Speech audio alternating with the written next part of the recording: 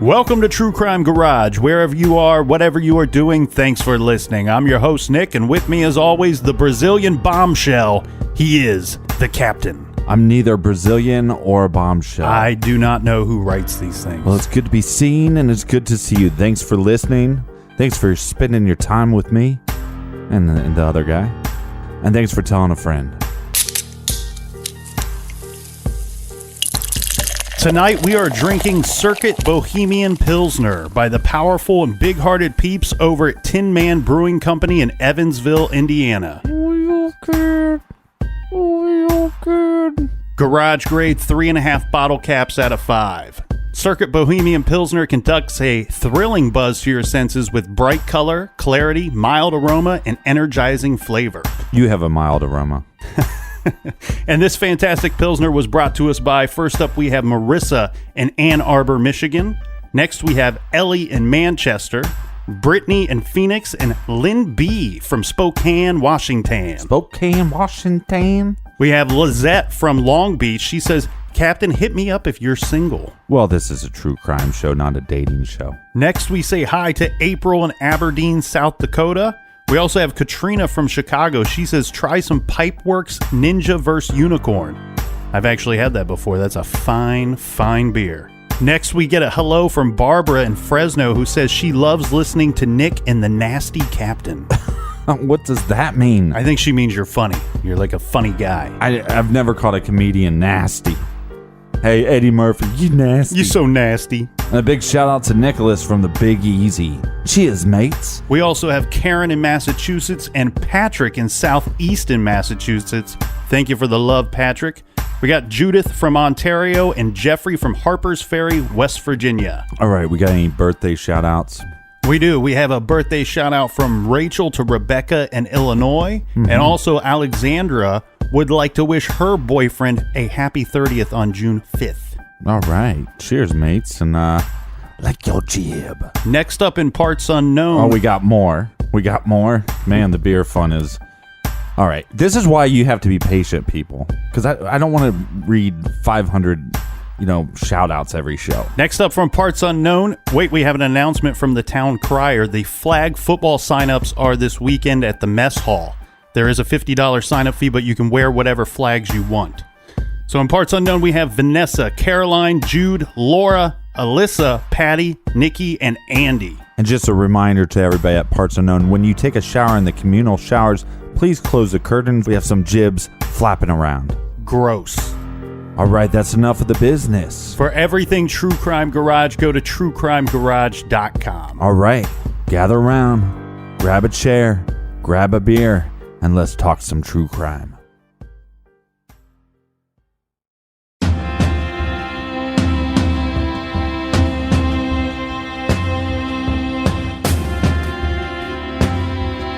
This is True Crime Garage.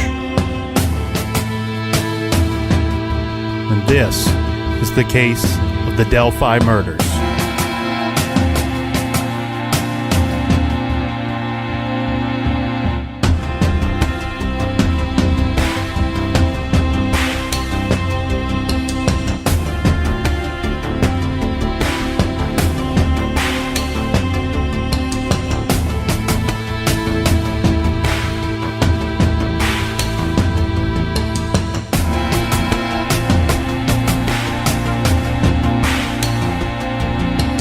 Nearly 24 hours, of course, since they were reported missing. 13-year-olds Liberty German, Abigail Williams, last seen around 1 o'clock Monday afternoon near the Monon High Bridge, that abandoned rail bridge just outside of Delphi.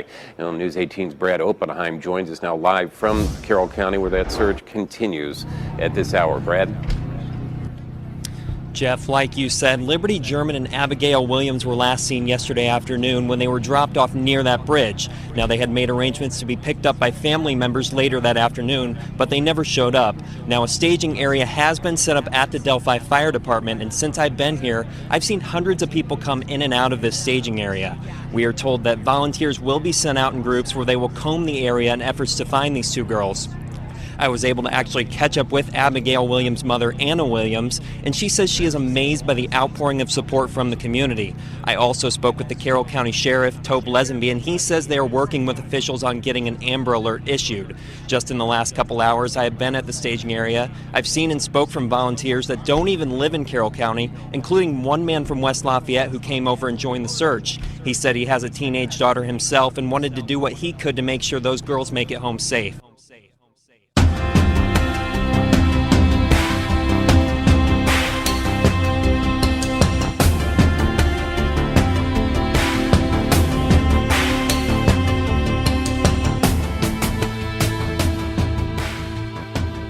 Well, as you heard in the trailer there, we have 2 missing girls. And this is a very popular case right now. It's on the news. Maybe you've seen the billboards. But in Delphi, Indiana, there's been a homicide. There's been 2 homicides of teenage girls. And they went missing on Monday, February 13th. Later that week, the bodies are found. It's ruled a homicide, and they're looking for the guy or killers that committed these crimes. Now, the thing here is, this is actually very different from what we would normally cover. And I know it doesn't sound so different right away, but when I say February 13th, I mean February 13th, 2017. Usually we don't cover cases this recent. This is a very, not just ongoing investigation like we see in a lot of the cold cases that we've covered, but this is an investigation that is very hot right now. It's heated up. There's a massive nationwide search for a suspect. And there's a couple things that become pretty difficult for us to produce a show about this case. One, law enforcement's keeping a lot of things close to their vest. That way, when they do have a suspect that they can charge, it'll be more likely that they can actually get a conviction. So I think that's smart on law enforcement, but it's hard to produce a show. Right. Talking about this case. The other thing is so there's not a lot of evidence out there. There's a bunch of weird speculation, and there is nobody arrested yet. Correct. And this was a case that we were getting requests from all over the country to cover this thing late February. And this is relatively close to us, probably the biggest case in Midwest right now. Yeah, and we kept talking about covering it because this is something we're incredibly passionate about. As the captain said, we're close to where this took place. This is an ongoing investigation that we've been keeping up with in the news and trying to keep track of ourselves. The problem was we weren't really equipped to cover it in late February. There wasn't a whole lot of information out there. Now, we sit here in May, and maybe there's not that much more information that's been released since then, but we feel an obligation to cover it at this time. They're hunting this guy. I believe they can find him, and we'd like to do our part. Yeah, and our part is just to shed some light on this case, put it on the desk of some armchair detectives, talk about the timeline, talk about some theories, maybe some suspects, maybe somebody out there could add some value to the case. Well, let's start off with the timeline regarding the disappearance and investigation regarding the murders of young Liberty and Abigail. To provide you with a little bit of background. So this all starts on Monday of February 13th. This is the Carroll County Schools. They only have a half day of school scheduled for this day. So only classes for the first half of the day because the rest of the day they've scheduled some teacher conferences and staff meetings. At 1 p.m., a family member drops off the girls at a trail near the Monon Bridge. Now, this is an abandoned railroad bridge over Deer Creek. Around 5:30 p.m., the girls fail to show up at a predetermined location to be picked up by a family member. The family looks for the girls, searching the immediate area. When they turn up nothing, the girls are then reported missing. So almost immediately, these 2 young girls are reported missing. That night, a large search effort involving volunteers and multiple law enforcement agencies, that's underway. They scour the area in an attempt to find Liberty and Abigail. The search is then called off due to darkness. And none of this is too weird at first, right? I mean, we've all been dropped off by a parent. Maybe you and your friend are going to go to the mall. Maybe you're going to see a movie. Your parents are going to drop you off, and we're going to meet up at this time. Now, before the age of cell phones, that would be way different because you couldn't text if there was a a chink in the plan. A snafu. Yeah, so this is pretty simple, though, but we have a gap of roughly 4.5 hours. Yeah, the girls were going to go out and enjoy the weather that day. It was unseasonably warm for February in Indiana, and they were going to go out hiking for a while. They're supposed to be picked up at 5:30 p.m. They're nowhere to be found. So around midnight that night, the Carroll County Sheriff, this is Tobe Lazenby, he says that they are going to call off the search. It's getting very dark out. At that time, they had no reason to expect or suspect foul play or believe that the girls were in any immediate danger. Now, their biggest concern at this point would be exposure to the elements because it is a February night, and even though the day was quite warm, it's going to get quite cold that night. And the girls were hiking just outside the town of Delphi, which has a very small population of 3,000. Smaller community, and even though that the search was called off around midnight, now, some searchers lingered, and it's believed that they were still searching the area until about 2:30 that morning. Now, Tuesday, February 14th, early Tuesday morning, the search resumes with teams of volunteers. They have police officers. The effort also includes canine units and dive teams. Around noon, searchers find 2 bodies. This is about a half mile to 3/4 of a mile away from the bridge that they were walking on, that they were dropped off nearby. Right. So let's just keep this clear. They're dropped off on Monday at roughly about 1 p.m. to go hiking. People search Monday night. They can't find anybody. They don't find the girls. They come back Tuesday, and roughly in the afternoon, they find the bodies of the 2 girls. Yeah, it's right around noon on that Tuesday. Now at 2 p.m., this is a news conference takes place. This is all the authorities involved. You have the Carroll County Sheriff, you have the City of Delphi Police Chief, and an Indiana State Police official. They announce the discovery of the bodies, but they give no indication of their identities. They say for the first time that foul play is suspected in connection with the case. When pushed by media as to why foul play is expected, a public relations officer simply says they suspect foul play because the way the bodies were found, meaning just immediate obvious signs of foul play to those people that found the bodies. Right, and they're not releasing if there was any trauma, what kind of wounds there were, right. if there were any wounds, if there was any sign of strangulation or anything. They're not releasing any of that. There's no specifics. Now, I believe it was firefighters that may have found the bodies, and even though the sheriff and the state police do not immediately identify the found bodies, I believe when the firefighters radioed this in, they said, "We found the missing girls, and it's not good." At 4 p.m. on Tuesday, Delphi Community Schools Superintendent Gregory Briles releases a statement saying that the bodies found in the afternoon are those of the 2 missing Delphi Community Middle School students. And despite no confirmation from police, he's stating that it's the 2 girls we were looking for. Briles says that a grief counselor will be made available to students and staff, and he later says that school security will be stepped up, and all of the after-school activities at Delphi Community Middle will be canceled for the remainder of the week. And a local Methodist church is going to hold a candlelight vigil. Again, at this point, law enforcement is not making the statements or the claims that these are the missing girls. Correct, because on Wednesday, February 15th at 8 a.m., the autopsies are conducted in Terre Haute regarding the bodies discovered during Tuesday's search. Now, their local law enforcement and authorities are going to hold a meeting afterwards. This is around 10 a.m. on Wednesday. Sergeant Riley with the Indiana State Police provides a brief update on the investigation. He says that the autopsies are complete, but he declines to confirm the identities or discuss a suspect or person of interest in the case. He says police have received hundreds of tips from the community, and he advises parents to keep a close eye on their children and monitor their whereabouts. At 3 p.m. on that same day, Indiana State Police and the Carroll County Sheriff's Department hold a news conference confirming that the bodies found on Tuesday are those of Liberty and Abigail. They say the case is being investigated as a double homicide. They say they don't believe that there is any immediate danger to the community. That same night at 7 p.m., Indiana State Police release a photo of a man reportedly walking on the trail around the same time of the girl's disappearance.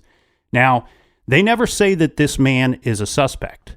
They supplied a photo of the man, and they say, we would like to talk to this guy.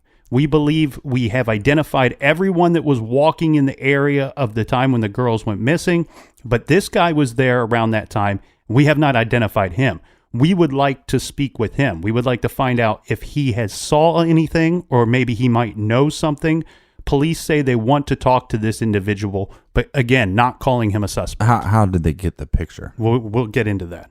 On Thursday, February 16th at 6 p.m., the police set up a tip line for anyone with information regarding the case, and they can call 844-459-5786. That tip line is still working today. They say that they've had upwards of 250 tips so far at this point in the investigation. At 7:45 p.m., the Indiana State Police serve a search warrant in connection with the case at a home in Delphi, but no arrests are made. Well, this is not the only search that's going to take place. No, there's several search warrants that will be issued and executed because they're looking for people in the area, right? And we have one individual where his property, the bodies are found on his property. They will conduct a search of his property as well as his home.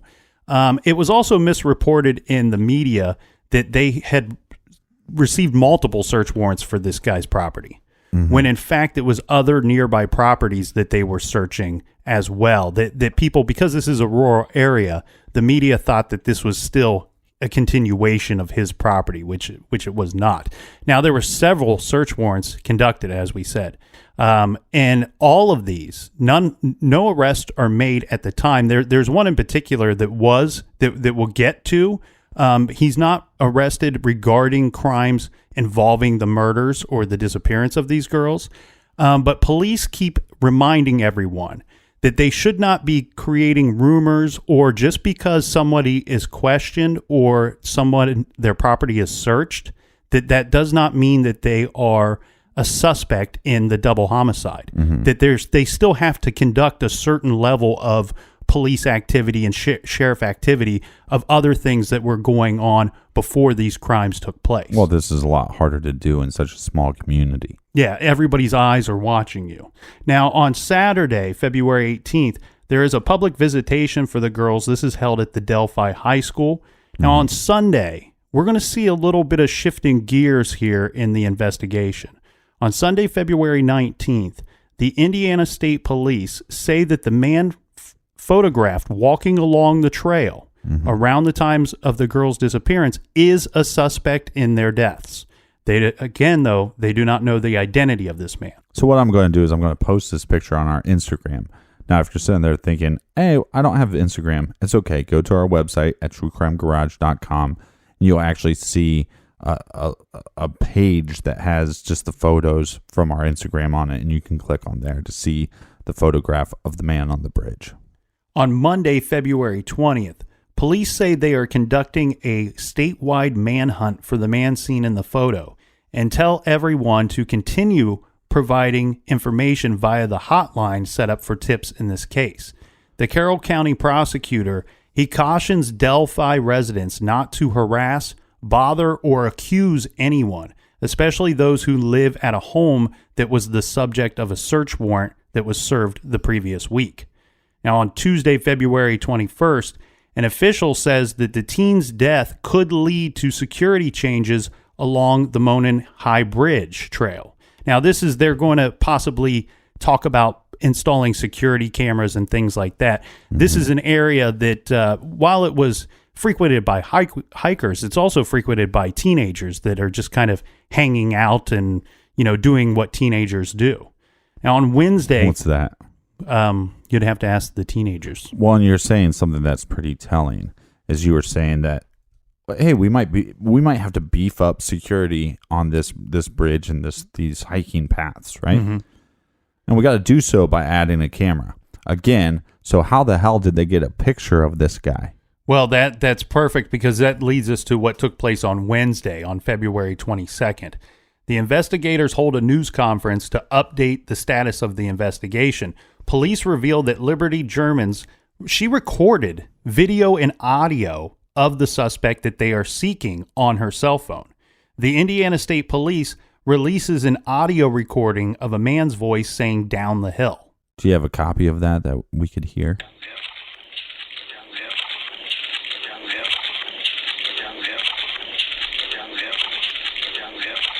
All right, so obviously that's not the best quality, and it's just a loop of a man saying "down the hill, down the hill," and that's what the law enforcement is providing to the public. Correct. Now, we should assume that that's not the only audio clip that they have. That is just the clip that they decided to loop and give to the public. Yeah, they're stating that Liberty or Libby had video and audio on her phone.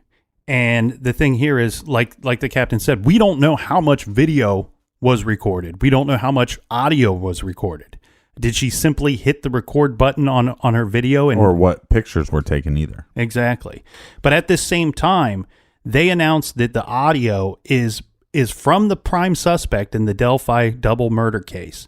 And authorities announced that a $41,000 reward for information leading to an arrest in the girls' murders. That reward has started off pretty small, and it's growing at this point. It's at $41,000 back in February 22nd. Well, let's talk a little bit about the elephant in the room.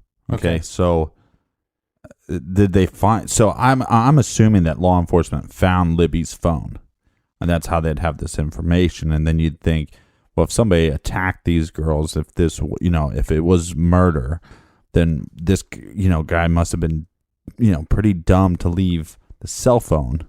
Well, with them. There have been a lot of questions about Liberty's phone. First off, how much audio and video was recorded? I have heard there is as little as 6 minutes. I have also heard that there may be more. As little as 6 minutes. 6 minutes is a long time. It's quite a bit of time. But I've also heard that there may be more than 40 minutes recorded. Yeah, that's a ridiculous amount of time. So there are reports saying that 6 minutes of audio tape contains the horrifying record of the homicide itself. So if this were true, the attack would have happened very quickly. But we do know that there was some video recorded right before the abduction. We're assuming this is where they got the picture of the man walking on the bridge. We also know that there was some recording of audio that may have, when he's saying "down the hill," what kind of instruction is that? He's directing these girls somewhere. Is it to a vehicle? Is it to a different location? But I'm guessing that if I had to get, we don't know how long her phone would have recorded before it died, but I'm guessing that we're thinking there is more audio and more video than just 6 minutes, in my opinion.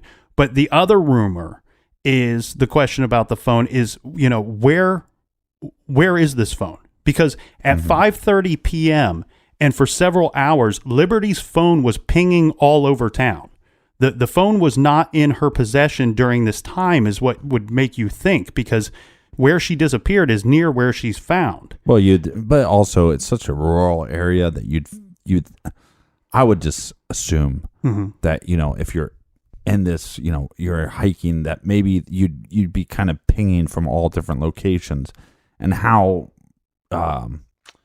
much validity should I put on that? How much weight should I put on that? Mm-hmm.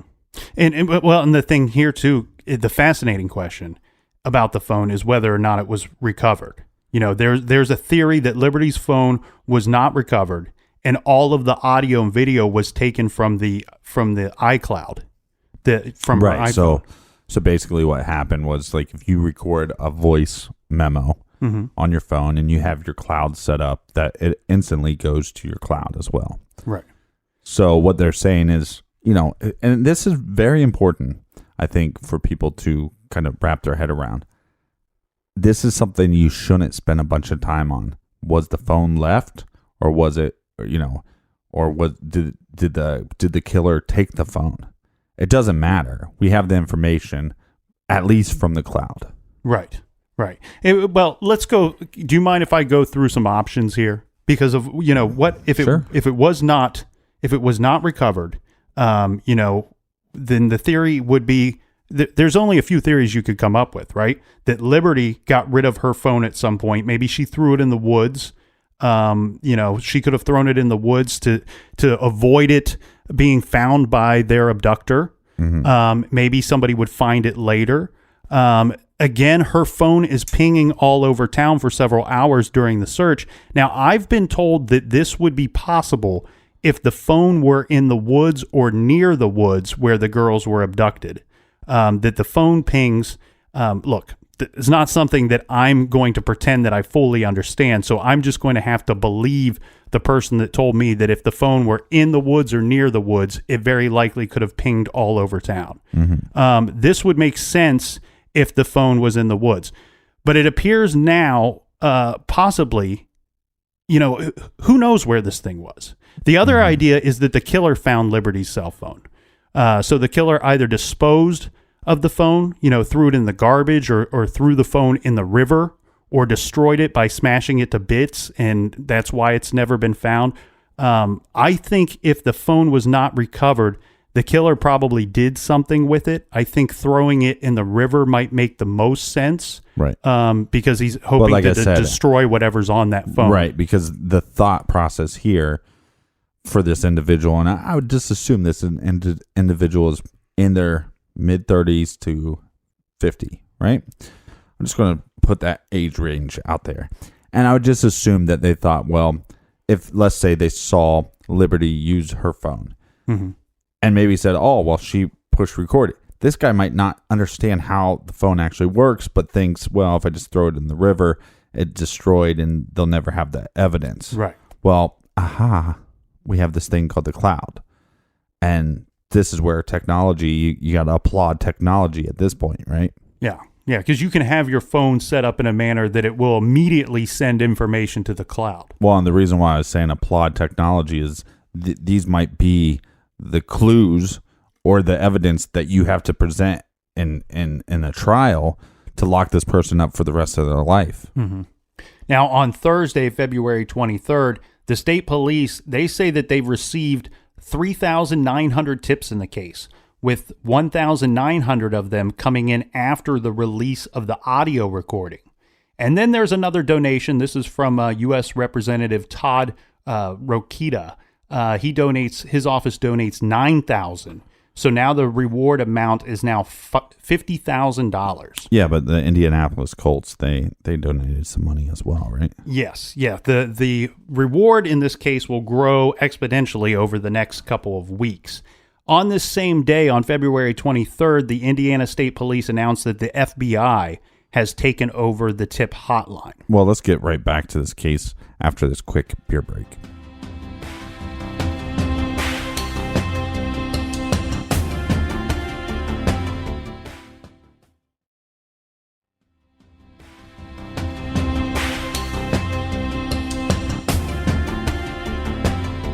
All right, we're back. Cheers, mates. Cheers. So we're talking about the disappearance and the murder of two young girls. We have Liberty, who is 14 years old, and we have Abigail, who is 13 years old.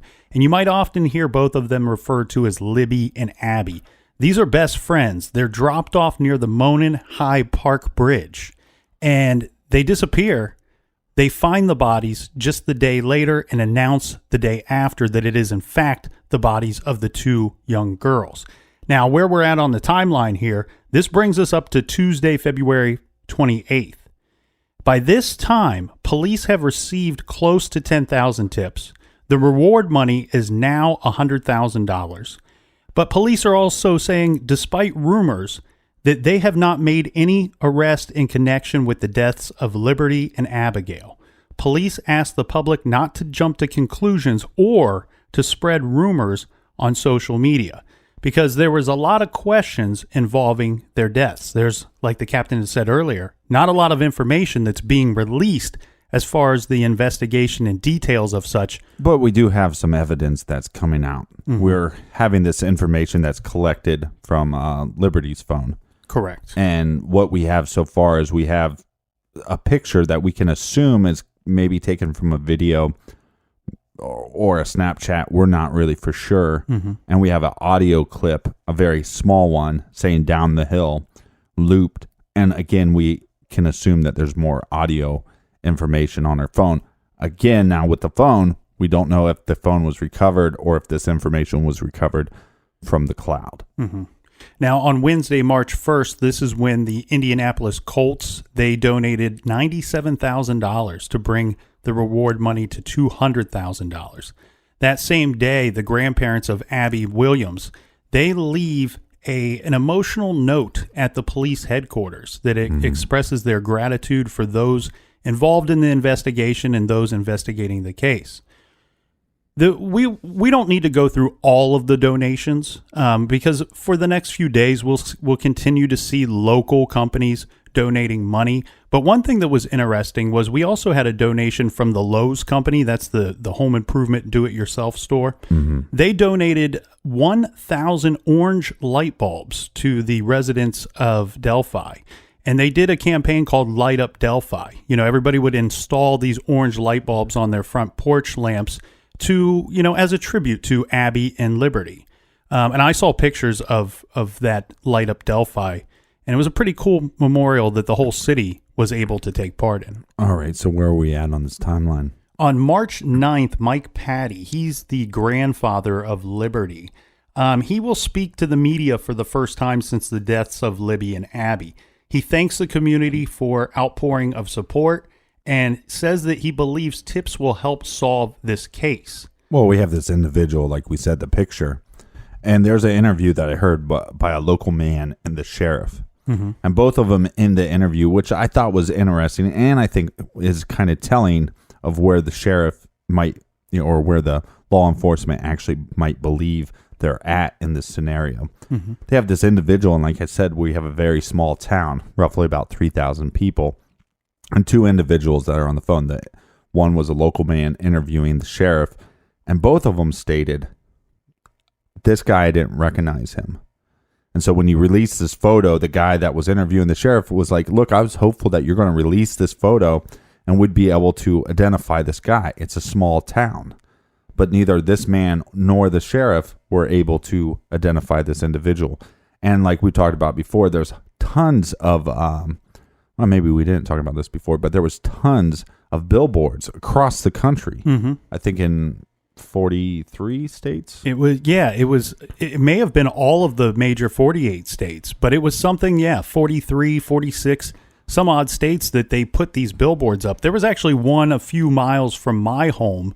There's a major road there, and they had one, and it has a picture of both of the victims, mm-hmm. as well as the pixelated picture, the grainy picture that we see of the suspect, along with the phone number and the email that you can submit these anonymous tips to. Which makes you wonder if law enforcement believes that this individual is traveling, like right. Maybe a truck driver or something of that nature. Yeah, maybe he wasn't local. Maybe he was somebody that fled the area after the case went underway. All right, so let's just dive into this photo real quick. And again, I'm going to post this on our Instagram, which will also be visible on the website if you don't have Instagram. So maybe you can take a look at this individual and maybe pick up some things that others aren't. So discussing the suspect, the guy in the photo, right? An expert on CNN said that they suspect that this person is about 5'10", mm-hmm. 180 pounds, with a bit of a middle-aged man's stomach punch. Law enforcement, their latest estimate is that the man is 40 to 50 years old. Now, I've seen the photos. In my opinion, I think that seems a little young to me. Mm-hmm. I look at this picture now, and mind you, yes, this is a grainy photo, or pixelated might be the better word to use here. But I see, I don't think they're far off. I see more like 45 to 55 years old. Mm-hmm. I definitely see the paunch, the bit of the beer belly there. Well, he's also bundled up with a coat and a jacket. Mm-hmm. Yeah. He appears to be wearing layers of clothing. Mm-hmm. And this could be a manner of disguising himself. But another reason is this might have left few areas of his body exposed. And this would be where the girls could fight back. They could leave scratch marks on him when they fight back. And maybe his intention was to cover up as much of himself as he could. Right, but regardless, remember we said it was unseasonably warm that day. He is definitely overdressed for that day.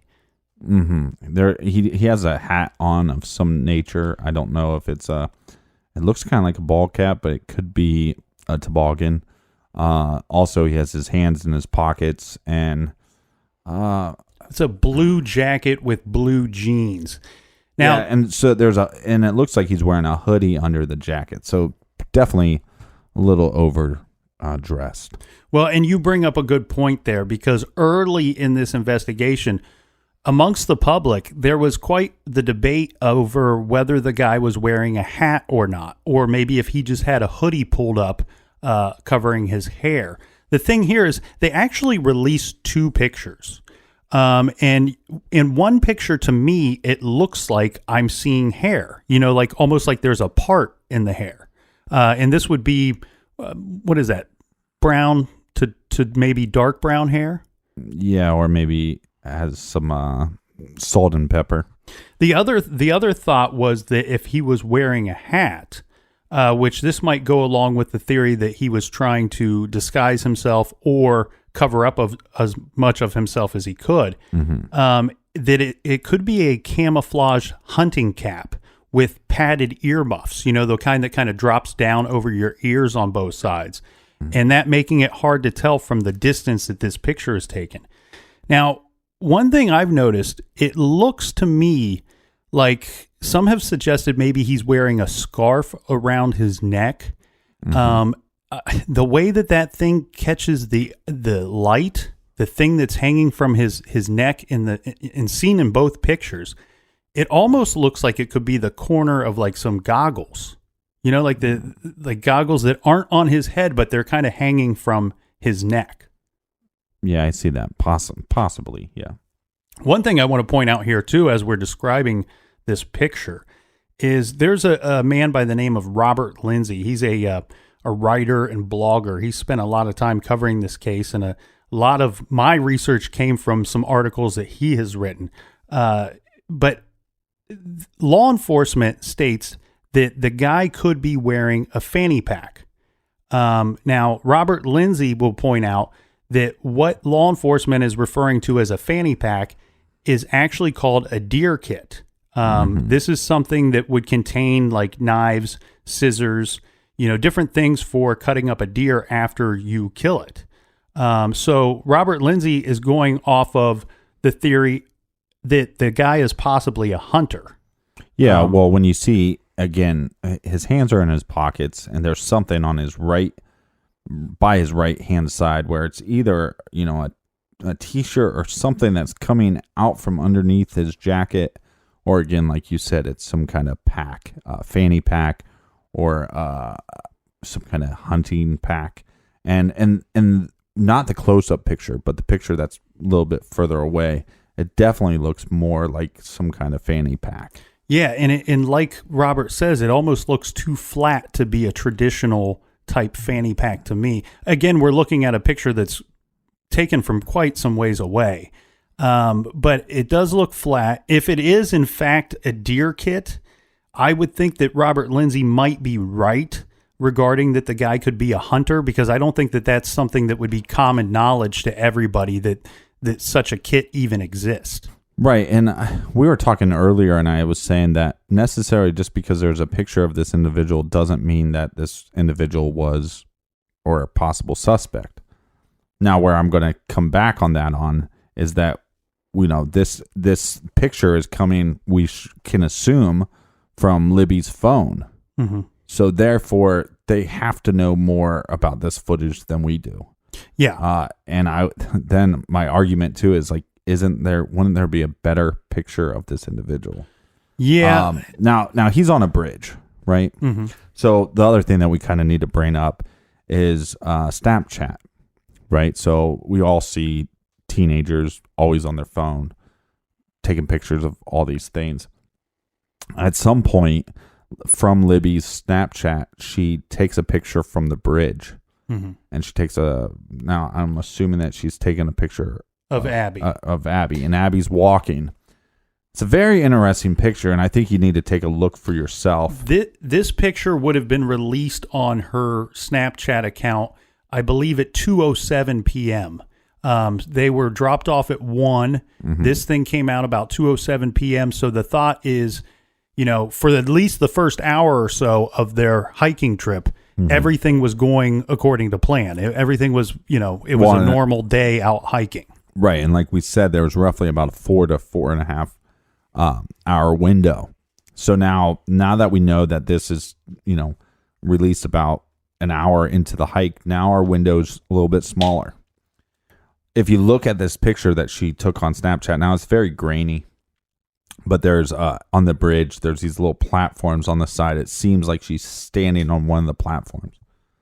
And the background, this is something that people have talked about. In the background, there's something on the other side of the tracks. There's like a shadow or a dark figure, dark spot on the picture. Well, I see that. I'm going to try to make mine the picture bigger because I wanted to present something to you. Yeah, I can see the one that you're talking about here, and there's some people have made an argument, and I think maybe a decent argument, that there might be a hidden object, so to speak, in this picture. Yeah, so here's what's weird, is when you start researching this case, a lot of people say, well, there's this individual that's there. I don't see that. I see these like two almost like sticks or whatever, and if you really zoom in, I'm going to have to edit this. Mm-hmm. Yeah, but basically what people are saying is that a man that is hiding, watching Abby, right? But not on the bridge, not on the end of the bridge, or you were saying even possibly in the woods to the right. Yeah, there's speculation about both. Mm-hmm. So the dark spot you were talking about would position this person if they're in fact there. Right, but behind these little two dark spots, what I see is two headlights and a white vehicle. That's what I see. Mm-hmm. Now, is there a dark spot? 100%. There's 100% a dark spot. Is it a person watching her on the bridge? I can't come to that conclusion. It looks to me at that portion of the picture, this would be, if you're looking at the picture of Abby at home, this would be right at the start of the bridge, or maybe even just before you get to the bridge. On the left side of the picture, you can see what appears to be two dark spots. Mm-hmm. Now, the captain's saying he sees a possible vehicle behind the dark spots. Well, yeah, but there's two dark spots. So I don't want to go too far down this rabbit hole, but two individuals standing in front of a white vehicle. That is certainly a possibility, but that portion of the picture itself to me looks like an area that might create a lot of shadows. We can see from Abby walking there, that we can see her shadow to the left of her. She's facing us, her shadow's to the left of her. So if there were trees or some kind of obstruction back there just before the bridge, they might be casting a shadow that we're seeing, creating that dark spot leading to the bridge. The other portion that was talked about was to the right of this. Now, this would not be the entrance to the bridge. This would be in the woods to the right of the entrance of the bridge. Mm-hmm. There's a dark spot that appears near a tree or either behind a tree. I can definitely see the dark spot. Other people have pointed out that could be a man in dark clothing standing there. I don't see a man at all. It could just be, I'd like to see a photo that's taken at the same time of day on another day. You know what I mean? With similar conditions, to see if there's the same kind of shadow effects or the same or even dark spots presented. Yeah. And again, just, take a look at it. I mean, maybe you can add something to the conversation. I want to stay on the photo of Abby here for a minute from the Instagram or Snapchat. And I hate it's Libby's Snapchat, yeah. And I hate to get all, where's Waldo on you, but it's very interesting because there could be a clue that's hiding in this picture here. Mm-hmm. And another thing that people have discussed, and this is not the vehicle that the captain was referring to, but is there a car in this photo or some type of vehicle that is in this photo? Now, if you're looking at the picture of Abby on the bridge, okay, and I want to be clear because there's many different versions of this same picture. Some of them are cropped. But if you look at one that shows her feet, she's wearing some kind of tennis shoes. If you can see her feet, then you might be able to see what I'm going to point out here. That in the lower left corner of the photo of Abby on the bridge, This would be below the bridge itself. Is there a vehicle there? Now, no one knows for sure if that's a car or not in the photo. Many people say that they cannot even make out a vehicle in that photo. I can see a vehicle in this photo. But what I can't tell you is this some kind of illusion? Is this the trees and such? Is it the background just showing some kind of pattern that resembles a vehicle? Or is there actually a vehicle there? Now, I've been told that there is a road there, that this road would be a very little used road, and that almost no one has, no one even really knows about this road. They've not heard about the road. It's quite hard to find. It's hard to get to. It's kind of like our podcast. It appears to have been a road that was used by workers to maintain the bridge at some point. But the new rumor going around says that law enforcement believes that the killer's vehicle was parked at a trailhead on the south side. So is it a vehicle? Is it the suspect's vehicle? We can't say for certain that it is a vehicle. I think I see a vehicle there. Right. I actually think law enforcement is talking about the vehicle that I think I see. We'll actually talk about it because there was a vehicle that kind of matches that description that was impounded recently. We'll get to that later. The other interesting thing about this is, like I said, the technology. We have no way of knowing which picture was taken first. Mm-hmm. So, are we getting this Snapchat picture? Was that taken before or after the picture of the suspect? I don't think that's common knowledge. I have to ask you a question because you had stated you think that law enforcement might be talking about the vehicle you think you see, right? Mm-hmm. And I want to kind of back up that a little bit. You might be onto something here because if, in fact, law enforcement believes that the killer's vehicle was parked at the trailhead on the south side. That's where the picture would be pointing, or the camera would be pointing, would be the south side, right? Possibly. The only problem with that is I've heard that people have said that it appears that she's walking northward on the bridge, that she's walking towards the north. If she were, in fact, walking towards the north, then the shadow of her is in the wrong place. Does that make any sense? It should be on the opposite side of her if she's, in fact, walking northward. Mm-hmm. However, people that are familiar with that bridge, they think that the portion of the bridge behind her is the south side.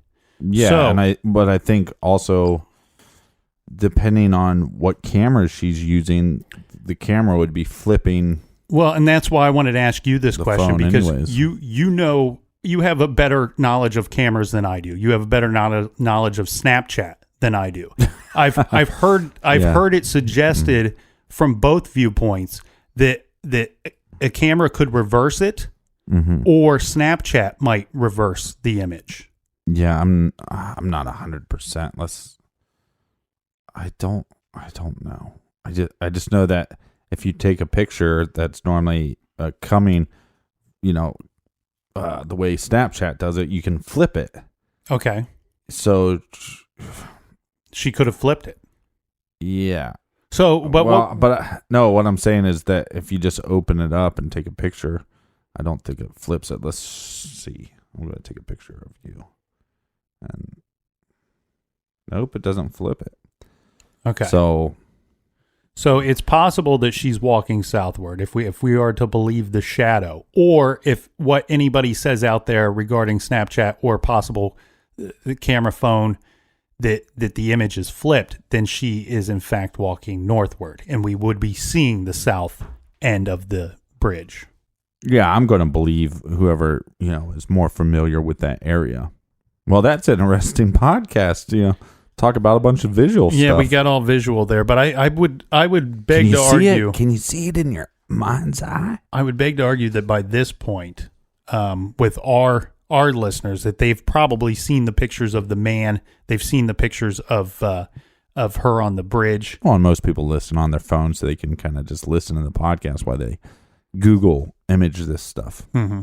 On Monday, March 13th, remember the Trail Safety Task Force? This was the one that was set up to beef up security in the area. Mm-hmm. They meet to discuss security gaps along Delphi's trail system, and they start making recommendations for potential changes. Now, on that Friday, the 17th, the Indiana State Police, the FBI, and Carroll County Sheriff's deputies, they serve a search warrant at the home and property of Ron Logan, who owns the property where the bodies of Abby and Libby were found in February. Now, Logan is taken into custody earlier that week before they serve this search warrant, but he's taken into custody on unrelated charges. So it's a DUI charge. Yeah, so let's discuss this a little bit. He was on probation for DUI. And I don't know if he's had several of them or what his history is with this, but we know he's on probation for DUI. What takes place is they are aware that he's broken the rules of his probation. He is not to be drinking and he's not to be driving. Well, when asked where he is that day, he starts telling them that he was out buying tropical fish. And that he had to drive somewhere X amount of miles away. He spent a good deal of time there and returned home with these tropical fish. Well, that puts him in one problem because he is not supposed to be driving. Right. So he drove himself somewhere. And furthermore, I think they have evidence that he was actually at a bar drinking for a portion of that day as well. So he's now, not only has he violated his probation. Logan was getting his day drink on. Yeah. Not only was he violating the probation by driving, by drinking, by probably drinking and driving, but it also looks like he's not been very forthcoming with law enforcement about his whereabouts or what his activities were that day. Well, he might be so drunk he can't remember. Well, you know? In his defense, now he looks. Hang on here, Captain. I'm laughing because it's the guy that drinks a lot coming to the defense of a guy that drinks a lot. Well, in his defense, he might not be. Sorry, he might not be fully cooperating with police because he's terrified of getting busted on breaking his probation charge. We'll rate that into it. And then look, let's be honest. If you had property more than, let's say, a couple acres or whatever property you have, if individuals are found and they were murdered and they're found on your property, wouldn't you feel protective yourself? Like, you know, Why wouldn't you believe that you're a possible suspect from the word go? Yeah, and even when he wasn't forthcoming with police, we have seen him been somewhat forthcoming with media. You know, he gave several interviews. There's interviews of him walking the media people around on his property. Yeah, if you just do a YouTube search for Delphi murders, a lot of the reports, they'll have different individuals that live in the area, and you'll see this individual over and over. Yeah, and we should be clear about his property, right? You know, it's not like my neighborhood where all the homes are on a plot of land that's about 5,000 square feet. No, he's got a big sprawling property. It's not like they found them right in his backyard, right beside his house. And where these nature trails are and where these people go hiking, it's not always clear. It wouldn't be clear to you and I hiking through there where the hiking trails end and Ron Logan's property begins. Friday, March 24th, the authorities announced that the investigation into the teen's death will begin to look a little different in the coming weeks as they begin the normalization process in this investigation. I think that's kind of them stating to us to not expect to see additional photos or video or maybe even audio coming out within the next few weeks. That it's going to be more of your traditional investigation at this point. Thursday, April 27th, the victims' families announced plans to rebuild a sports complex with several softball fields in honor of the girls, and this fundraising event will be held on July 15th.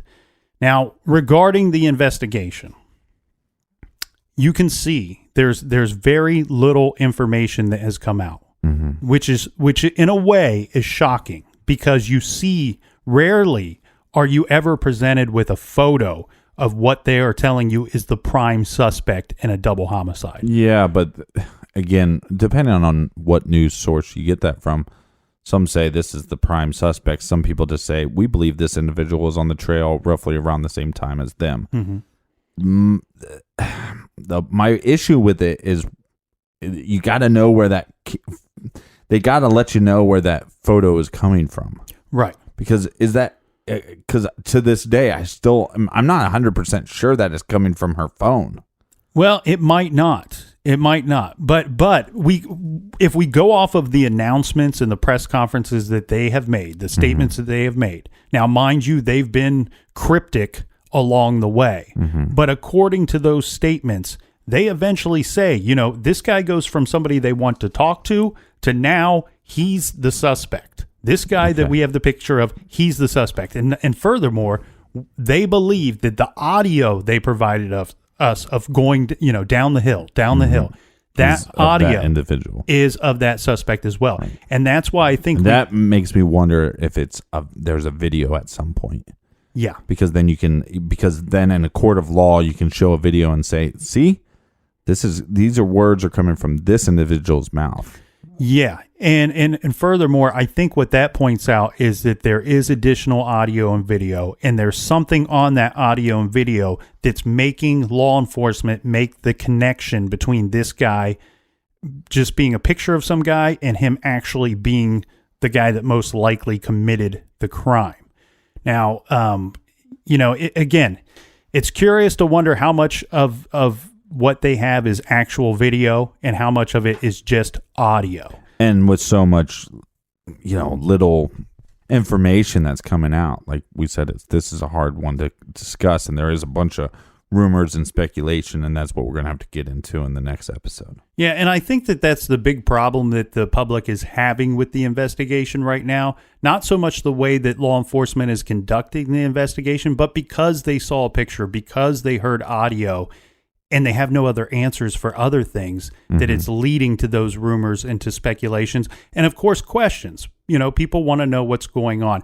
I do want to remind everybody out there that the sheriff's office, the Indiana State Police, they continually remind us that they are worried that because there's so much talk and there's so much going on in the public eye, there's so much speculation that we might believe, us being the public, we might believe that they're very close to solving this case. They could be, but they continually remind us to not believe that. We cannot think that they're close to solving the case. They still need more tips to come in.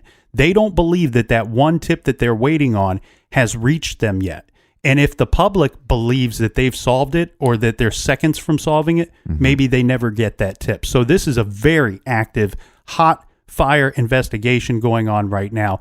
If anybody has tips, if anybody has any information at all, even if you think it's a minute detail, please contact them. And that phone number that we said earlier is still good. That phone number is 844-459-5786. Those calls are being manned by the FBI. You can also send email to abbyandlibbystip@cacoshrf.com. Again, that's abbyandlibbystip@cacoshrf.com. We'll put both that number and email in the show notes in case anybody needs that information. So tomorrow what we're going to get into is some of the speculation, some of the theories, some of our thoughts. We actually reached out to some web sleuthers and kind of got the web sleuth community involved and kind of dive into some of those theories as well. And we'll get to that on tomorrow's show. And please take a second to go look at those photos to see maybe you can bring something to the conversation. Again, Abby and Libby were only 13 and 14 years old, and you possibly can help in this case. Please take a minute to do so now. Thanks for joining us in the garage. We'll see you tomorrow, and until then, be good, be kind, and don't litter.